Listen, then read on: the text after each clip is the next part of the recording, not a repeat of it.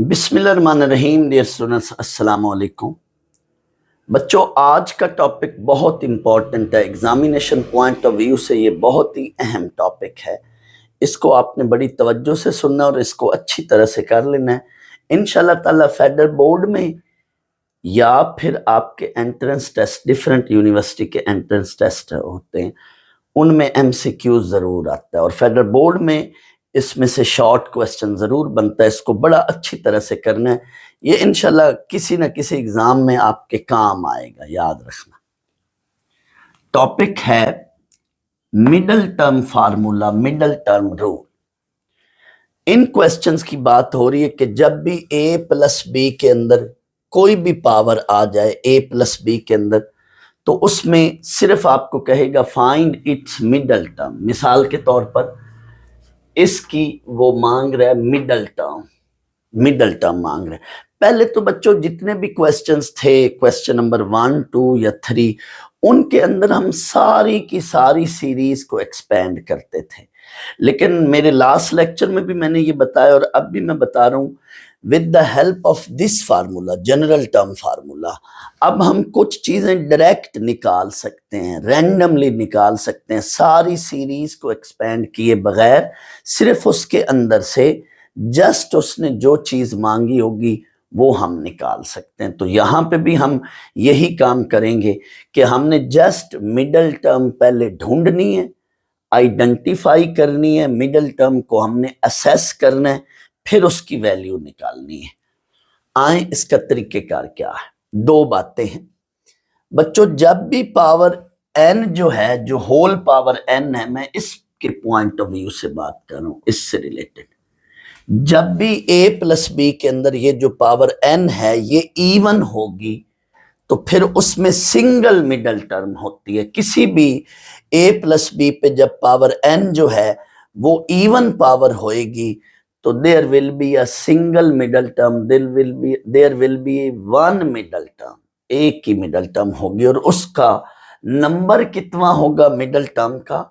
इतनी term, n plus 2 over 1th term, that will be the middle term. इतनी term middle term होगी। पहले हमें मिडल टर्म का पता करना होगा, असेस करना होगा कि इतनी टर्म मिडल टर्म है, फिर उसको एवेल्यूएट भी करना है। पहले तो जस्ट हमने ये अंदाजा लगाना है कि कौन सवी टर्म या कितनी टर्म मिडल टर्म है, फिर उसकी हम आगे वैल्यू भी निकालेंगे। ये जो अभी मैंने बात की है, ये क्वेश्चन के अंदर इसको और बेहतर समझ आएगी। अगर पावर n जो है वो बच्चों इवन होएगी, तो there will be a single middle term, there will be one middle term. And when power n is odd, odd power के वक्त फिर दो मिडल टर्म्स होती हैं। then there will be two middle terms which are, उनका ये formula है, n plus 1 over 2 and next term। Middle term क्या कौन कौन सी होगी? पहले हम ये वाली टर्म देखेंगे, इतनी टर्म मिडल टर्म होगी, और इससे अगली टर्म। मैंने ये जान के टिपिकल लफ्ज आपको याद कराने के लिए बोल दिया कि इतनी टर्म और साथ नेक्स्ट टर्म लिख लिए, लेकिन इसका असल मानी मैथमेटिकल लैंग्वेज में ये है, इतनी टर्म एंड इससे अगली टर्म प्लस 1। इसको सॉल्व करें तो ये एलसीएम लें तो इतनी term tn plus 1 over 2 and tn plus 3 over 2। यहाँ ये मैंने साथ th नहीं लिखा, मैंने वो लिखते हैं ना nth टर्म, सिक्स्थ टर्म, मैंने थोड़ा सा इसको कैलकुलेट करना था, तो यहाँ पे आके इतनी टर्म जो है ये क्या है? मिडल टर्म होगी। सर ये क्या वजह है कि जब पावर n जो है वो इवन हो तो एक मिडल टर्म हुआ करेगी, आपने अभी बोला, और जब पावर n जो है वो ऑड होगी तो दो मिडल टर्म होगी। वजह क्या इसकी वजह है बच्चों? जी बच्चों, मैं इस बात की वजह, रीजन यहां देता हूं, आप देखिएगा। फर्ज कर लो ए बी जो मर्जी है और पावर है n4, इवन पावर है। बच्चों याद रख लो, जब भी इवन पावर हो तो नंबर ऑफ टर्म्स तो हमेशा एक उससे ज्यादा होती हैं, नंबर ऑफ टर्म्स ऑड होंगी। और ऑड तादाद में ये देखो ऑड तादाद है, ऑड तादाद में जरूर एक ही मिडल टर्म होती है। फर्ज कर लो पावर 2 है, टोटल पावर 2 है, नंबर ऑफ टर्म्स 3 होंगी, ऑड तादाद है और ऑड तादाद में एक मिडल टर्म है। फर्ज कर लो पावर 4 है, नंबर ऑफ टर्म्स 5 होंगी और ऑड तादाद में एक मिडल टर्म है। तो जब पावर इवन होती है तो उसमें तादाद ऑड हो जाती है, total number of terms odd हो जाती है एंड ऑड तादाद में एक मिडल टर्म होती है। और बच्चों जब पावर ऑड हो तो तादाद इवन हो जाएगी, क्योंकि हमेशा नंबर ऑफ टर्म्स n+1 होती हैं। और इवन तादाद में लेट ये 4 टोटल टर्म है किसी सीरीज की, बाइनोमियल थ्योरम के अंदर सीरीज की 4 टोटल टर्म्स हैं, तो इसमें अब एक मिडल टर्म नहीं होगी, इसमें फिर ये दोनों मिडल टर्म होंगे, ये दोनों जो हैं सेंट्रल टर्म या मिडल टर्म कहलाएंगी। तो उसमें बच्चों फिर 2 मिडल टर्म होती हैं। जब आपके पास यहाँ पे T5 लिखना था और सॉरी ये T6, तो इसमें 2 मिडल टर्म होंगी। जब पावर ऑड हो, नंबर ऑफ टर्म्स इवन और फिर इवन में 2 मिडल टर्म्स। जब पावर इवन हो, total number of terms odd और ऑड तादाद में एक मिडल टर्म। तो ये मैंने दो बातों को मिक्स नहीं किया, सिर्फ रीजन बता दी। इधर मैंने ये सीन नहीं लिखा, इधर just even power single middle term, odd power 2 middle term, लेकिन पसे पर्दा रीजन इसकी ये है। तो पसे पर्दा रीजन इसकी ये है। डिवाइडिंग विद 2 सर क्यों करते हैं बेटा? मिडल टर्म का दूसरा मतलब half, central half divided by 2।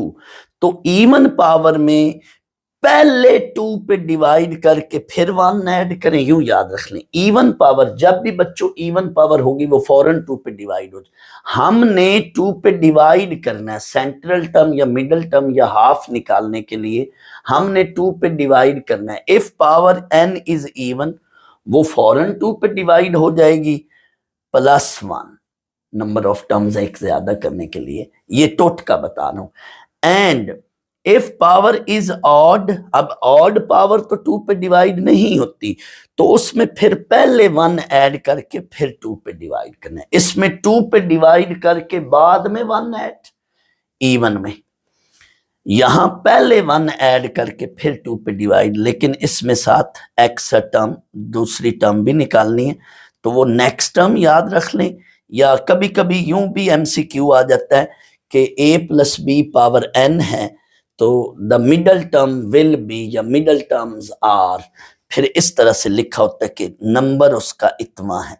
तो ये भी याद रख लेना कि मैंने सिर्फ यहां तक ही रहता तो भी ठीक था, मैंने ये काम इसलिए किया कि कभी कभी ऑब्जेक्टिव भी आ जाता है। तो ये भी बात याद रखनी है आसानी के लिए, तो यही याद है, लेकिन उसमें +1 करके अगली टर्म भी बताते या निकालते हैं। तो आए बच्चों अब हम सवाल करते हैं। इस बात से रिलेटेड क्वेश्चन नंबर 5 है, find the middle term in the expansion of, middle term in the expansion of this one. इसकी एक्सपेंशन के अंदर जस्ट वो कह रहा है कि इसकी मिडल टर्म निकालें।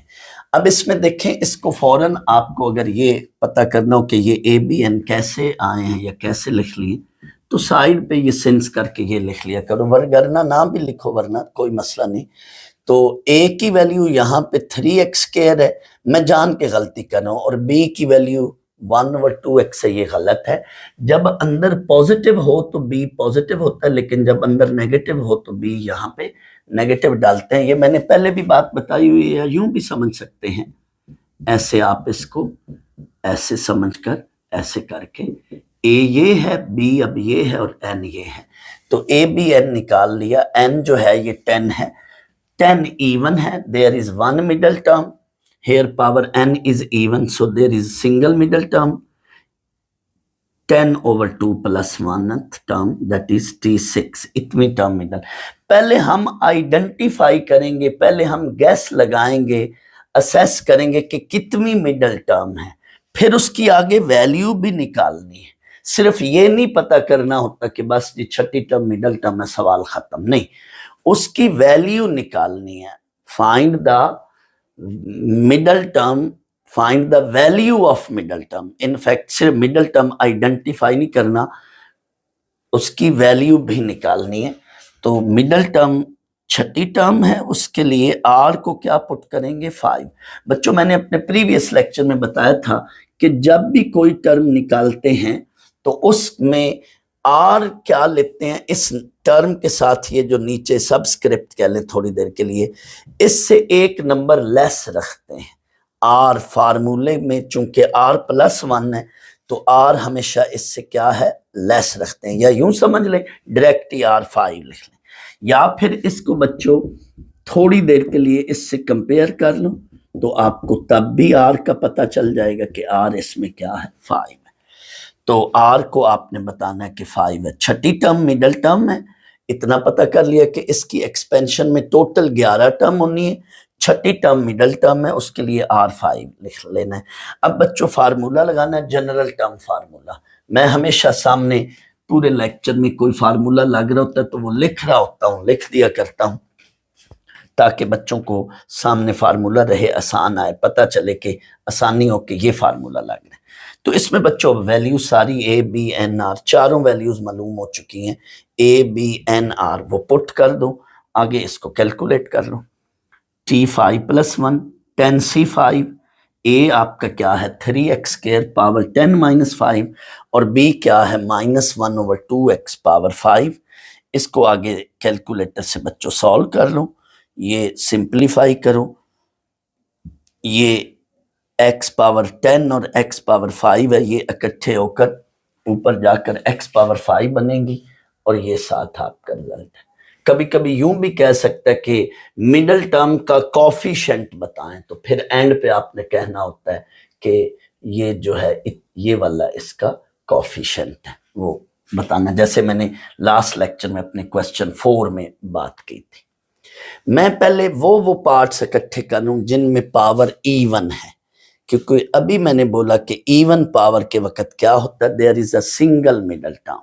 तो आए इवन पावर वाले 3 पार्ट्स हैं, पहला तीसरा चौथा, फिर मैं सेकंड पार्ट कराऊं उसमें ऑड पावर है। तो अब ये भी देख लें, बिल्कुल हूबहू इसी तरह ही है, सारी चीजें बिल्कुल line by line same pattern है।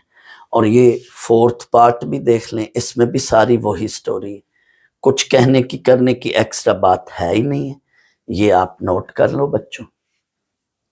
स्टूडेंट्स मैंने अपने लास्ट लेक्चर में application of general term formula उसके बारे में डिस्कशन की थी, तो उसमें ये बातें साथ में बता रहा था कि हमने इसको कहाँ कहाँ यूज करते हैं, हमने इसको कहाँ कहाँ यूज करना है, या ये हमें कहाँ कहाँ हेल्पफुल होगी।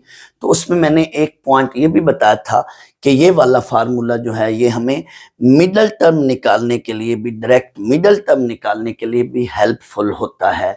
Have a look please. Please आप स्टूडेंट्स मेरा वो अगर इससे प्रीवियस लेक्चर नहीं सुना तो वो जरूर सुने, उसको जरूर देखें, वहां पे मैंने बड़ी डिटेल में इसके बारे में डिस्कशन की है। तो आए अब हम इसका क्वेश्चन नंबर 5 का पार्ट 2 करते हैं। Find the middle term in the expansion of 2x² - 1/5x whole power 11। इसकी मिडल टर्म निकालनी है हमें, तो उसी तरह से इसमें पहले ए बी और एन शो करेंगे हम। ए यहाँ पे ये है, बी ये है और एन 11 है। जब भी बच्चों यहाँ अंदर नेगेटिव हो तो बी के साथ आपने ज़रूर नेगेटिव लेना है, डायरेक्ट लिख लें या फिर ये स्टेप बनाकर फिर आप बी के साथ नेगेटिव लिख लें, ऐसे इसको कर लें होल पावर 11।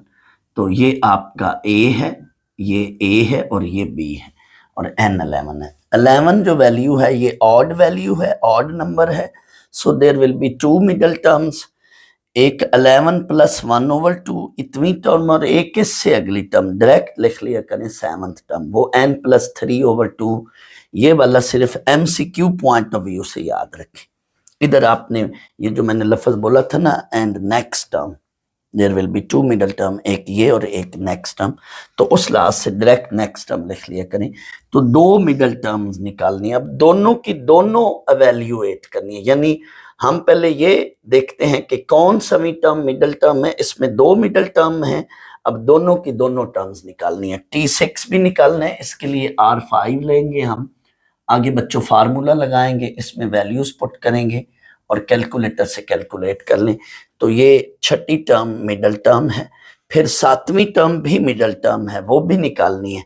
तो इसके लिए R क्या लेंगे 6, ए बी और एन दोबारा मेंशन करने की नहीं जरूरत, वो तो पूरे सवाल में एक बार ऊपर हमने मेंशन कर लिया पहले। तो इसमें वैल्यूज पुट कर लें आप, तो आपको जो है ये सातवीं टर्म जो है ये मिडल टर्म होगी, दो मिडल टर्म्स होंगी, छठी और सातवीं टर्म, इसके लिए R6 लेना।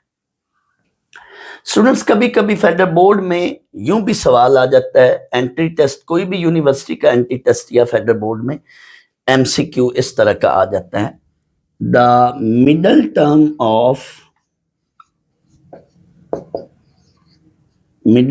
ऑफ ऐसे 7 - x होल पावर वो 8 दे देता है, नीचे जस्ट उसके ऑप्शंस होते हैं, यानी नंबर ऑफ टर्म लिखा होता है।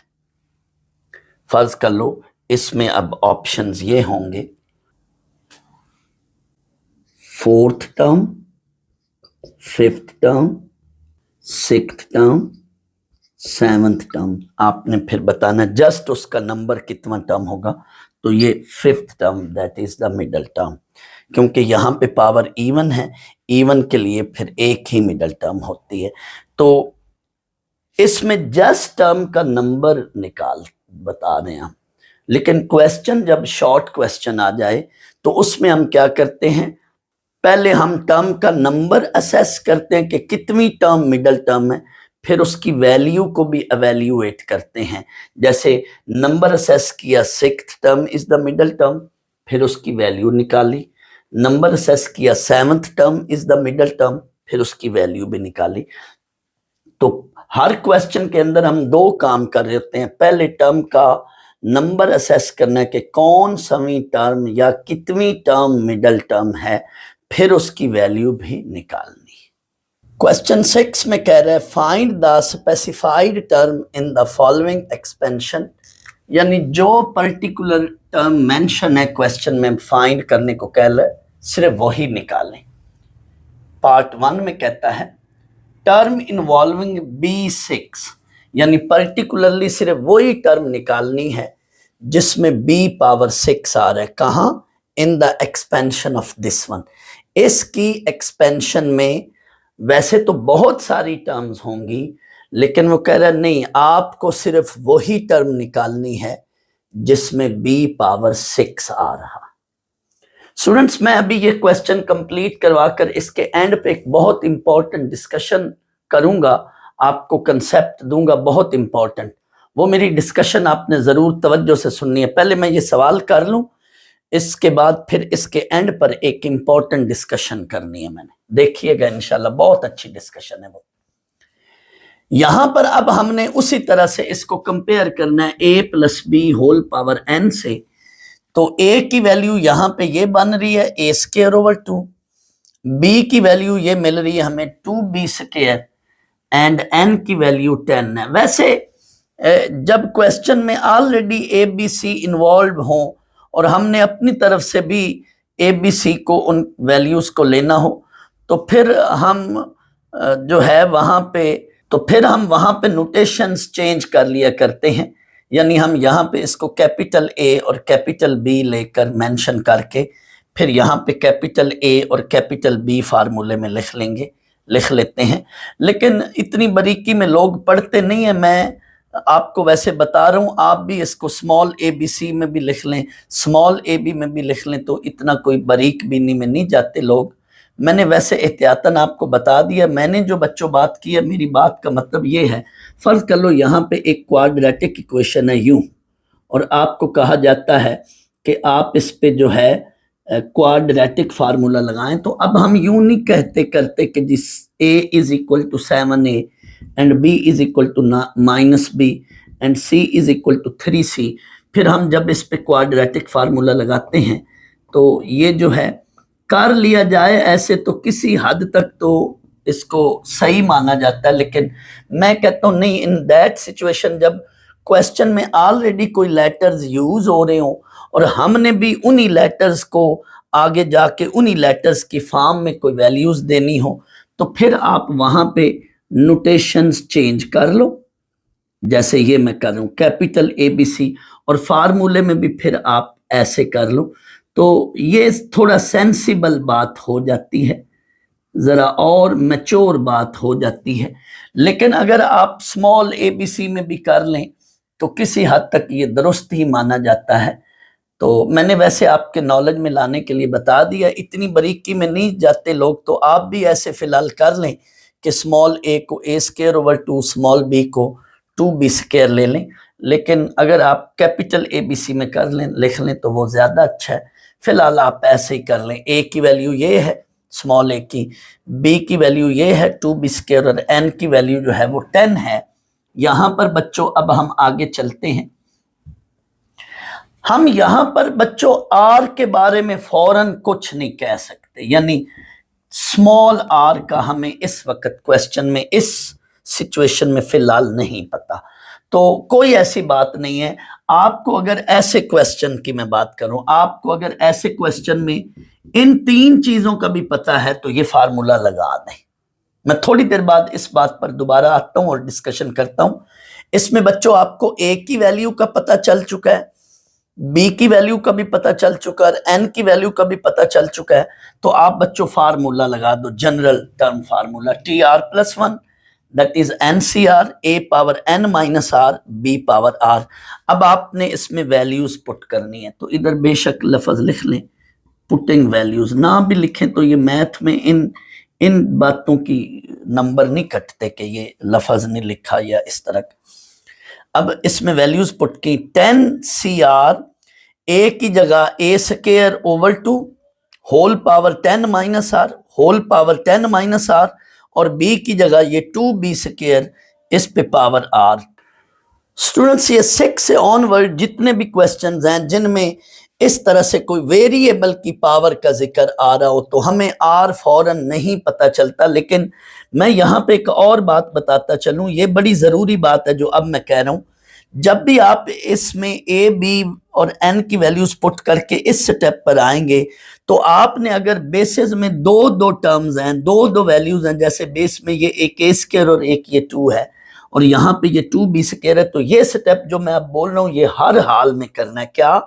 जब भी बेस में दो वैल्यूज हैं अंदर तो सबकी अलग अलग पावर बना लें, सबकी, जैसे ये 2 की पावर अलग बनाऊंगा मैं, b² की अलग पावर बनाऊंगा, सिमिलरली ऊपर a² की मैं अलग पावर बनाऊंगा और नीचे 2 की अलग पावर। मैं फिर अपना जुमला रिपीट करूं, इन क्वेश्चन में जिनमें यहाँ पे वेरिएबल का जिक्र हुआ करेगा तो आपने ये जो जनरल टर्म फार्मूला लगाएंगे और इसमें जब आप तीन चीजें मालूम होंगी पुट किया करेंगे, कौन कौन सी, a, b और n, तीनों की वैल्यूज पुट करके यहाँ पे बेस के जो अंदर वैल्यूज हैं अगर वो दो वैल्यूज हैं, जैसे ये देखो बेस में दो वैल्यूज, चाहे वो मल्टीप्लाई हो रही हैं या डिवाइड हो रही हैं, ये मल्टीप्लाई हो रही हैं ये डिवाइड, तो सब की अलग अलग ऊपर वाली पावर सबकी अलग अलग ले लो। ये देखो ये स्टेप बड़ा जरूरी है, इसको करेंगे ऐसे तो आपको अगले स्टेप में बड़ी आसानी हो जाएगी। ये देखो a² पे मैंने अलग पावर लिखी और नीचे 2 पे अलग पावर ये वाली,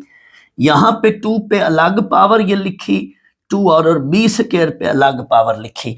ये स्टेप अगर आप कर लो तो इससे आपको आसानी अगले स्टेप में हो जाएगी। अब गौर करना, आपको वो टर्म चाहिए जिसमें b⁻6 हो, तो 2 की टर्म्स को सेपरेट कर लेना है जिसमें ये 2 की पावर्स हैं और ये a² और b² की टर्म्स को सेपरेट कर लेना है। पहले तो मैं इनको सिंपली मल्टीप्लाई कर लूं, ये a² की पावर्स, ये a² की पावर, इसको पावर से पावर को मल्टीप्लाई करें और ये b की पावर को पावर के साथ b² की पावर ये मल्टीप्लाई होंगी और ये 2 वाली टर्म्स आपस में मैंने इकट्ठी कर ली हैं। ये देखें ये 20 - 2r उसको थोड़ा आगे शिफ्ट कर लिया और ये b⁻2r, इन ये दोनों इकट्ठे हो गए और ये 2 की पावर r और 2 पावर 10 - r ये अलग इकट्ठे कर ली।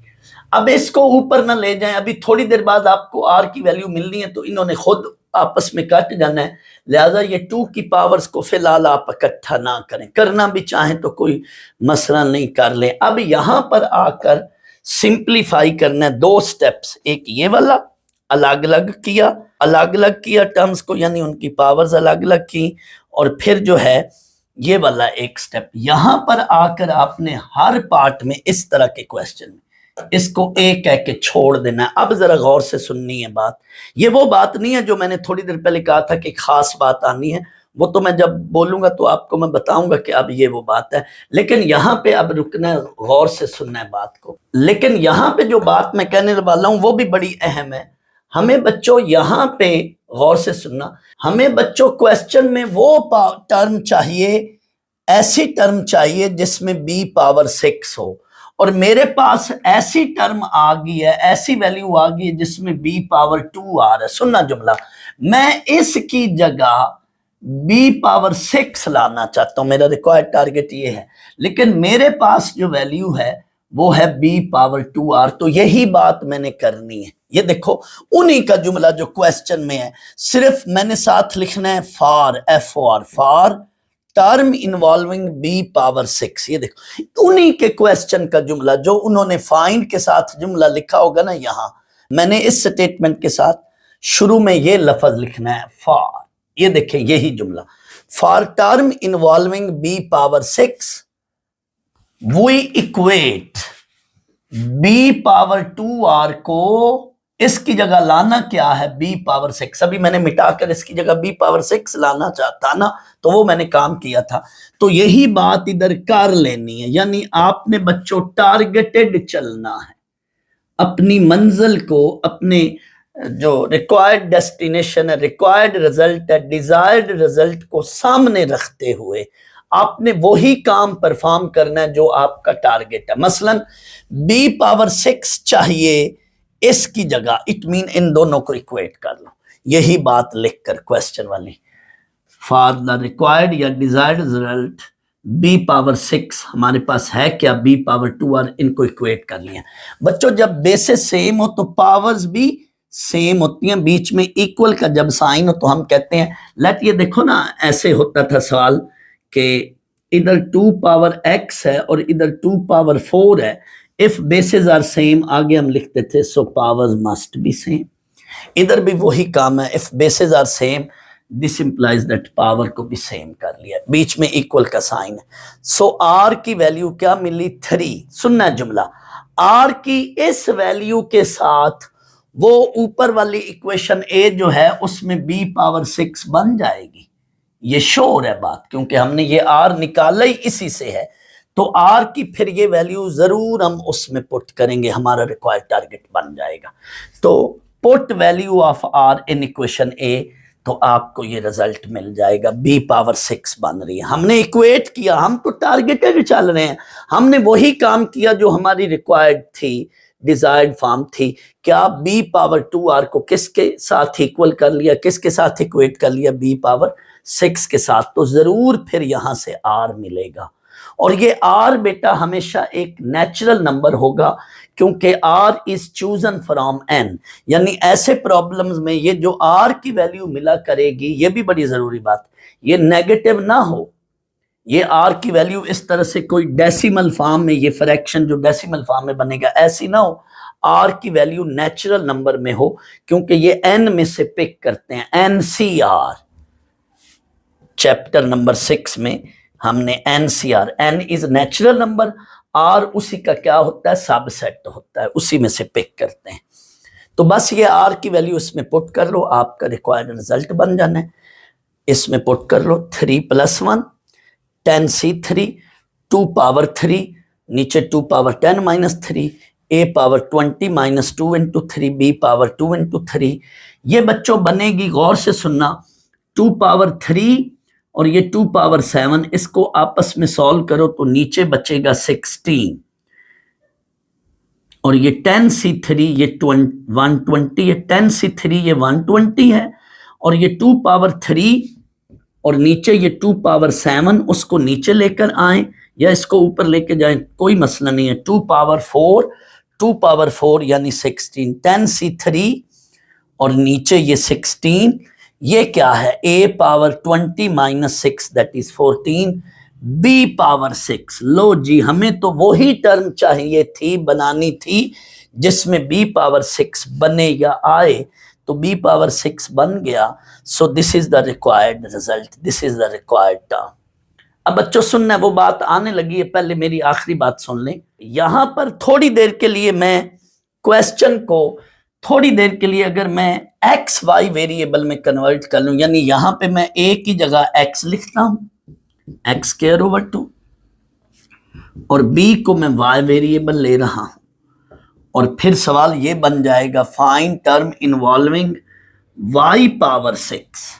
इट मीन यहां पे x पावर 14 बन जाएगी, ये सारा सवाल ऐसे, x पावर 14 बन जाएगी, y पावर 6 बन जाएगी, और साथ कॉफिशिएंट 15 ओवर 2, ये हमारी चौथी टर्म बन गई। थोड़ी देर के लिए रुक जाए।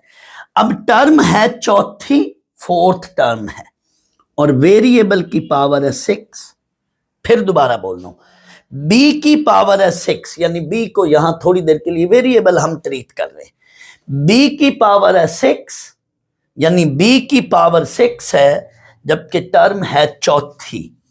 तो मैं ये कहना चाह रहा हूं कि वेरिएबल की पावर के साथ r का कुछ लेना देना नहीं है, r का कोई कनेक्शन नहीं है।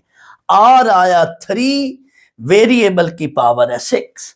तो बेटा मैंने अपने ये लास्ट लेक्चर, अब ये वो डिस्कशन शुरू हो चुकी है जिसका मैंने थोड़ी देर पहले जिक्र किया था कि मैंने एक बड़ी अहम बात करनी है, और वो ये है, क्वेश्चन के अंदर जब भी वेरिएबल की पावर का पूछेगा कि find the term involving b power 6, involving x power 10, involving y power 3, इस तरह से ABC को या PQ को या XY को वो वेरिएबल के तौर पर इस एक्सरसाइज में ट्रीट कर रहे हैं।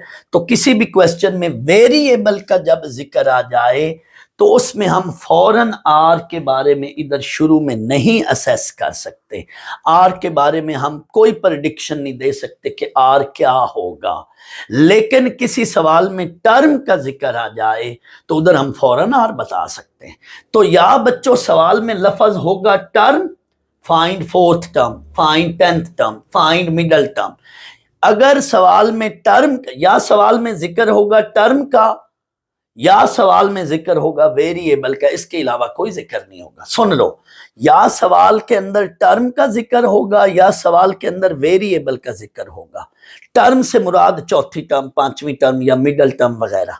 वेरिएबल से मुराद x की पावर 4 या y की पावर 4, इस तरह से, या a की पावर 4। हाँ, कभी कभी वेरिएबल के साथ उसका कॉफिशिएंट मांग लेता है, कभी कभी वेरिएबल के साथ क्या मांग लेता है, उसका कॉफिशिएंट, तो वो भी एक तरह से वेरिएबल का जिक्र है। तो जब टर्म का जिक्र होगा, ऐसे तमाम सवाल जिनमें बच्चों टर्म का जिक्र होगा, चौथी टर्म, पांचवी टर्म, तो हम आर फौरन उससे एक लेस वाली वैल्यू डिसाइड कर लेते हैं। मसलन छठी टर्म में तो आर 5 ले लेते हैं, सातवीं टर्म में तो आर 6 ले लेते हैं। लेकिन जब वेरिएबल का जिक्र हो कि इतनी वेरिएबल वाली टर्म निकालें, इतनी पावर वाली टर्म निकालें, तो उधर बेटा आपने क्या करना है, आर का फौरन तो नहीं पता चलेगा, लेकिन फाइनल करके हमारे पास इस तरह से जब इक्वेशन बनेगी तो जो हमारी प्रेजेंट इक्वेशन के अंदर वेरिएबल की पावर होगी, वेरिएबल वाली वो टर्म होगी, और जो गिवन रिक्वायर्ड है, जो क्वेश्चन के अंदर मेंशन है, स्पेसिफाइड मीन पर्टिकुलर, जो खास करके जो मेंशन होती है क्वेश्चन के अंदर, हमेशा उसको, प्रेजेंट को और रिक्वायर्ड को, डिजायर्ड को कंपेयर करके आर निकाला करेंगे। हमेशा आर यहां से एक नेचुरल मिलेगा, नेचुरल नंबर मिलेगा, और आर को फिर वापस उसी में पुट करेंगे तो आपको रिक्वायर्ड रिजल्ट बन जाएगा। ये बनना ही बनना है रिक्वायर्ड रिजल्ट, क्योंकि हम चले ही अपने टारगेट के साथ ही हैं, उसको सेट करते हुए टारगेट को इक्वेट किया है। ये वो बात थी। या क्वेश्चन के अंदर वेरिएबल का जिक्र होगा तो फिर ये वाला सीन होगा, या क्वेश्चन के अंदर टर्म का जिक्र होगा तो फिर ये वाला सीन होगा। टर्म के सवाल में तो फौरन हम आर बता लिया करते हैं, लेकिन वेरिएबल का जिक्र फिक्र होगा तो उसमें हम फिर ये वाला काम करते हैं, इक्वेट वाला। बच्चों मैंने अपने लास्ट लेक्चर में, जिसमें मैंने ये जनरल टर्म फार्मूला का जिक्र जहां पे किया था और जहां पे मैंने पॉइंट्स भी साथ नीचे लिखाए थे, जहां पे मैंने नीचे पॉइंट्स भी लिखाए थे, तो उधर मेरा ये लेक्चर बेशक आप सुन लें, वहां पे मैंने कहा था ये जुमला कि जब टर्म का जिक्र फिक्र होगा तो हम आर फौरन बता लेते हैं, आर का ताल्लुक टर्म से बड़ा गहरा है। ये देखो ना, वजह क्या है, क्यों गहरा है। देखो टर्म है 7वीं, तो फौरन इसको इक्वेट कर लो टी आर प्लस 1 से, क्योंकि टर्म के अंदर आर इन्वॉल्व है।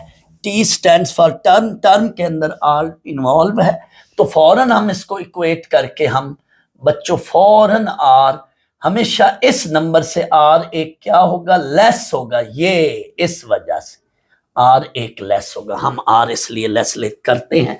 और टर्म के साथ वेरिएबल का क्यों गहरा ताल्लुक है, टर्म के साथ आर का क्यों गहरा ताल्लुक है, इस वजह से। लेकिन वेरिएबल के साथ आर का कोई खास गहरा ताल्लुक नहीं है। हाँ, ये एंटी टेस्ट के अंदर ये बात मैं बताया करता हूं, उसकी ट्रिक है, लेकिन अभी मैं इधर नहीं बताऊंगा। वो फिर कुछ ऐसे बच्चे होते हैं, वो फिर कंफ्यूज हो जाते हैं, वो डबल माइंडेड हो जाते हैं। दैट्स वाई अभी फिलहाल जो है सीधा सीधा चलें। जब मैं इंशाल्लाह एंटी टेस्ट के लेक्चर दूंगा, मैं ये दावा कर रहा हूं कि इन क्वेश्चंस की ट्रिक्स हैं मेरे पास, इंशाल्लाह मैं बताऊंगा। उसमें फिर डायरेक्ट हम ये ऐसी टर्म पे पहुंच जाया करते हैं, इंशाल्लाह मैं बताऊंगा। मैं इन बातों को एक बार फिर एक लम्हे के लिए समराइज कर देता हूं इन शॉर्ट। जब बच्चों किसी भी क्वेश्चन में या तो टर्म का जिक्र होगा या वेरिएबल का, टर्म का जिक्र होगा तो हम आर उस टर्म से हमेशा एक लेस ले लिया करते हैं, या यूं कह लो, या आर प्लस 1 के साथ जो टर्म के साथ नीचे वैल्यू होगी उसको इक्वेट कर लिया करते हैं, आर एक लेस हो जाता है। और जब क्वेश्चन में वेरिएबल का जिक्र होगा तो उसमें हमें ए, बी और एन का पता होगा, फार्मूले में वैल्यूज को पुट करके यहाँ पे अलग अलग पावर्स लेकर यहाँ इस स्टेप तक पहुंचते हैं। फिर जो हमारे पास टर्म बनी है वो वेरिएबल वाली जो क्वेश्चन में होती है, उसी वेरिएबल की, उनको हम हमेशा इक्वेट कर लिया करते हैं, टारगेटेड चलते हैं तो आर मिल जाता है। असल हमें हर सवाल में अंदर आर को निकालने का हमारा मकसद होता है। तो टर्म वाले क्वेश्चन में तो आर पहले ही मिल चुका होता है, इसमें हम क्या करते हैं, इक्वेट करके, इन तरह के क्वेश्चन में हम इक्वेट करके आर निकालते हैं और फिर आर जैसे ही मिल जाता है वापस इसमें पुट कर लिया करते हैं। यानी हम वेरिएबल वाले क्वेश्चन में हम इक्वेट किया करेंगे। वेरिएबल वाले क्वेश्चन में, जिस क्वेश्चन में वेरिएबल का जिक्र फिक्र होगा, उसमें क्या करेंगे, हम इक्वेट करके आर की वैल्यू निकालेंगे। अभी सारे पार्ट्स जो इस क्वेश्चन के हैं वो सारे के सारे ऐसे हैं जिनमें वेरिएबल का ऐसे जिक्र होगा, तो उसमें हम हमेशा इक्वेट करके आर की वैल्यू निकाला करेंगे। अभी देखना, आपको मैं कराऊंगा, आपको 100% सारों की समझ आएगी। पार्ट 2 है, क्वेश्चन 6 पार्ट 2 है, find term involving q power 8 in the expansion of this one. इसकी एक्सपेंशन में हमने वो टर्म निकालनी है जिसमें q पावर 8 बन रही हो। बच्चों जो सेम टाइम के क्वेश्चन होते हैं उनमें हमेशा मैं, उन टाइप के तमाम क्वेश्चन में हमेशा मैं एक आध पार्ट में पूरी डिटेल में काफ़ी एक्सप्लेनेशन में चला जाता हूँ। दैट्स वाई फर्स्ट पार्ट मैंने काफ़ी डिटेल में कराया।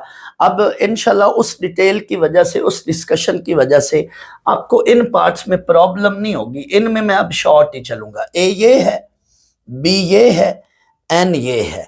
आपने फार्मूला लगाना, general term formula, NCR A power N minus R B power R। बच्चों इन क्वेश्चन में आर हम हमेशा इक्वेट करके निकालते हैं, यानी याद रख लो वो तमाम सवालात जिनमें कोई वेरिएबल वाली टर्म निकालनी होगी, टर्म का जिक्र नहीं होगा, वेरिएबल की कोई पावर का जिक्र होगा, वेरिएबल के साथ कोई पावर का जिक्र होगा, तो ऐसे क्वेश्चन में हम हमेशा इक्वेट करके आर निकालेंगे।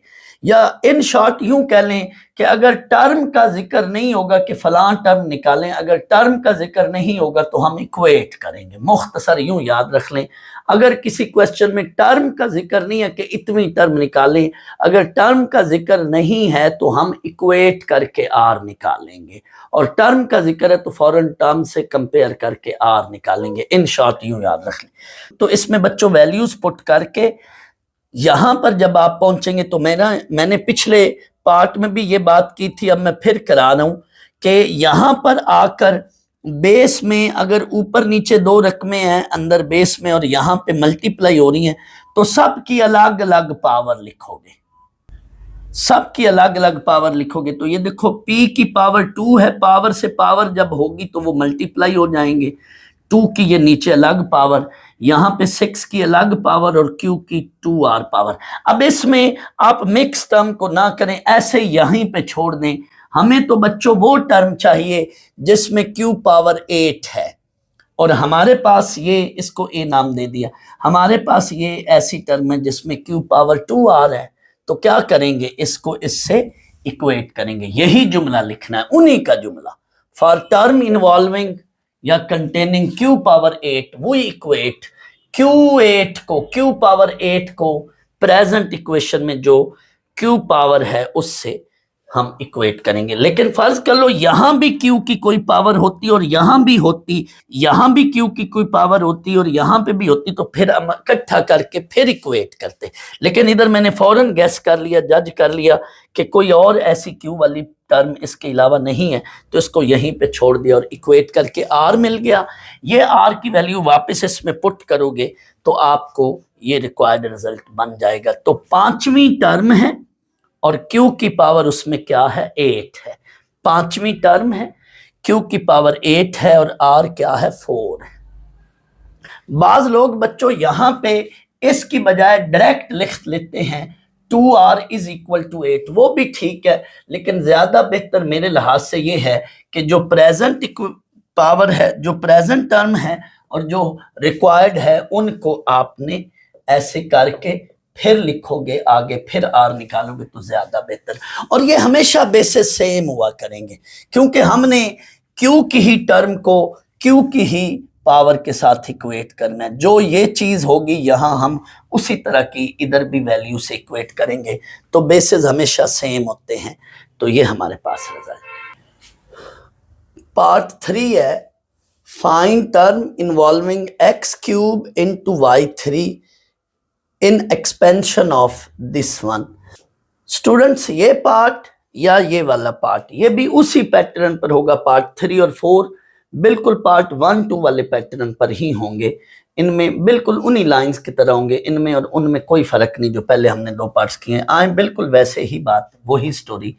ए इसमें 3x4 और b -y है, यानी यहाँ पे अगर माइनस हो तो b के साथ फिर आगे वो नेगेटिव वैल्यू साथ लाजमी नेगेटिव साइन है। एंड n4 है। फार्मूला लगाएंगे, इसमें बच्चों वैल्यूज पुट करेंगे। यहां पर आकर बार बार मैं एक बात पर जोर दे रहा हूं कि यहां पर आकर ये बेस में जब 2 टर्म्स होंगी तो दोनों की अलग अलग पावर लेनी है। 3 की भी पावर ले लो और x4 की भी पावर। तो 3 पे ये पावर 4 - r, जबकि ये पावर के साथ पावर मल्टीप्लाई होगी, ये 16 - 4r, ये x की पावर बन गई।